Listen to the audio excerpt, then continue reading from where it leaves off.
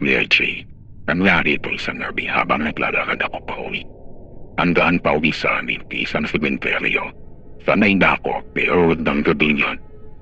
Parang iba ang pakiramdam ko. Tahimik. Walang kahit ano ay bigla ako napahinto na makita ko ang isang babae sa harap ko. Nakaputi, nakatayo sa tabi ng isang pontod. Nakasubsob ang ulo niya at akala ko umiiyak siya. Lumapit ako para tanawin kung okay lang siya. Pero nang magsalita ako, dahan-dahan siyang tumingin sa akin. Kuya Jay, ang mata niya, puro itim. Ang bibig niya naman ay parang napunit hanggang tayo na.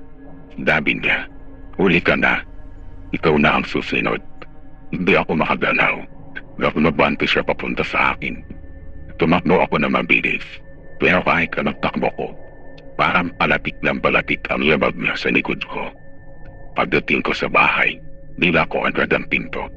Nang humarap ako sa namin para mag-ugas ng mukha ko, nakita ko siya sa likod ko.